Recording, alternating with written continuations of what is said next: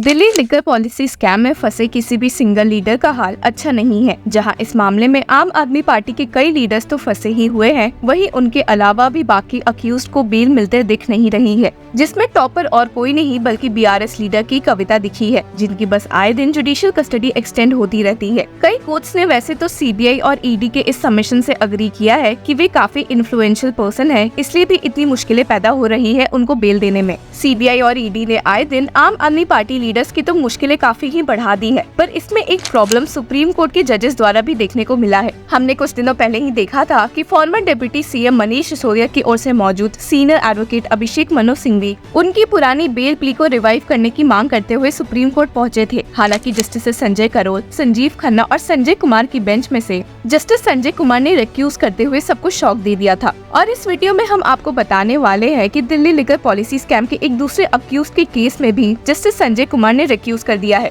और काफी कंट्रोवर्सी बढ़ा दी है। ये अक्यूज्ड कौन है हम आगे देखेंगे, और इसी के साथ ये भी देखेंगे कि जब वापस से मनीष सिसोदिया का मामला हियरिंग के लिए आया तो सुप्रीम कोर्ट ने क्या एक्शन लिया है, और कैसे भला ईडी ने कहा है कि दिल्ली सीएम केजरीवाल ने सुप्रीम कोर्ट के ऑर्डर्स को वायलेट किया है। ऐसे आपको बता दें कि बीते दिनों ही दिल्ली हाईकोर्ट में आम आदमी पार्टी चीफ और दिल्ली सीएम अरविंद केजरीवाल के लीगल काउंसिल्स ने ईडी को फटकारा था। असल में उस केस की हियरिंग चल रही थी जिसमें कि ईडी ने दिल्ली सीएम को मिले ट्रायल कोर्ट के बेल ऑर्डर को चैलेंज किया था, और इसके लास्ट हियरिंग में एएसजी एसवी राजू ने एडजर्नमेंट की मांग की थी, क्योंकि उनके अकॉर्डिंग केजरीवाल के council senior advocate Abhishek Manu Singhvi ने उन्हें डॉक्यूमेंट्स बहुत लेट दिए थे। इसको खैर झूठ बताते हुए सीनियर एडवोकेट सिंघवी ने ईडी को उल्टा फटकारा था, पर जस्टिस नीना बंसल ने इस केस को अर्जन कर दिया था और लेटेस्ट हियरिंग में इस बार केजरीवाल के काउंसिल ने अर्जनमेंट की मांग की है। जी हाँ, आपने सही सुना। सीनियर एडवोकेट सिंघवी और विक्रम चौधरी ने ईडी को फटकारते हुए कहा, on 11 PM last night they circulate rejoinder to us. There is a Supreme Court order which grants me interim bail. We will place that on record too. There is a cognizance order as well. Maybe it requires a rejoinder also. हालांकि जब ASG SV Raju ने कह दिया कि केजरीवाल की legal council पिछली बार तो hearing के लिए काफी उत्सुक दिखे थे, तो सीनियर एडवोकेट चौधरी ने उन्हें पलट जवाब देते हुए कहा, save your breath for the next time. ये तो बात हुई दिल्ली हाईकोर्ट की, और अब बात करते हैं कि सुप्रीम कोर्ट में आखिर किसके केस में जस्टिस संजय कुमार ने रिक्यूज किया है। तो यहाँ जस्टिस संजीव खन्ना और Sanjay Kumar Hyderabad businessman Abhishek Boinpally and accused in the Delhi liquor policy case की एक केस हियरिंग कर रहे थे, जिसमें उन्होंने दिल्ली हाईकोर्ट द्वारा बेल ऑर्डर डिनाई करने को चैलेंज किया था। हियरिंग थोड़ी आगे ही बढ़ती कि जस्टिस खन्ना ने कह दिया कि जस्टिस संजय कुमार इस मामले से रिक्यूज कर रहे हैं and stated, this will go before another bench, my brother will not be able to, subject to orders of honourable chief justice, relist before another bench of which one of us is not a member। जिसके साथ ही ये matter अब 5 अगस्त को take up होगा। Justice Sanjay Kumar ने Sisodia case से भी खुद को रिक्यूज किया था, जिसके बाद आज की हियरिंग में जस्टिस बीआर गवई, संजय करोल और केवी विश्वनाथन की बेंच मौजूद थी, और सिसोदिया की ओर से मौजूद होते हुए एडवोकेट विवेक जी ने स्टेट किया, I have been inside for 16 months, there was no fault found with me, trial is at same stage, it was in October 2023 when I was given liberty. ये सुनने के बाद सुप्रीम कोर्ट की बेंच ने इस मामले में एक नोटिस इशू करने का फैसला लिया है और साथ ही इसे 29 जुलाई के लिए लिस्ट कर दिया। हालांकि यहाँ पर आम आदमी पार्टी लीडर्स और उसमें भी स्पेशली दिल्ली सीएम अरविंद केजरीवाल और मनीष सिसोदिया की प्रॉब्लम्स खत्म नहीं हो रही है, क्योंकि आए दिन सीबीआई और ईडी दोनों के पीछे फुल फोर्स में लगी हुई है। जहाँ दिल्ली हाईकोर्ट में ट्रायल कोर्ट के बेल ऑर्डर को अपोज करते हुए ईडी दिखी है, और अपने रिप्लाई में जिसके लिए उन्होंने अर्जनमेंट की मांग की थी उसमें उन्होंने स्टेट किया है कि The learned vacation judge has admittedly not taken into account the material produced by the ED, showing the reason to believe that the respondent is guilty of the offence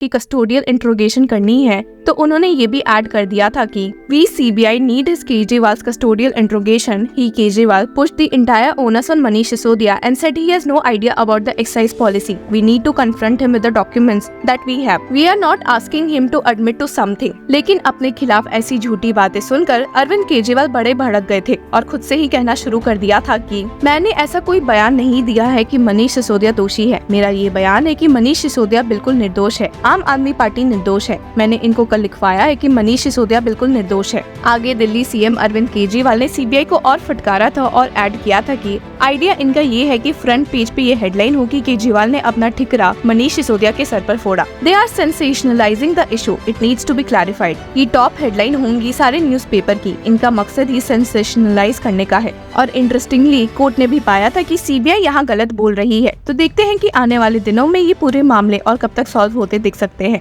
इस केस में अपनी राय हमारे साथ जरूर share करें. Until then, keep following law चक्रा.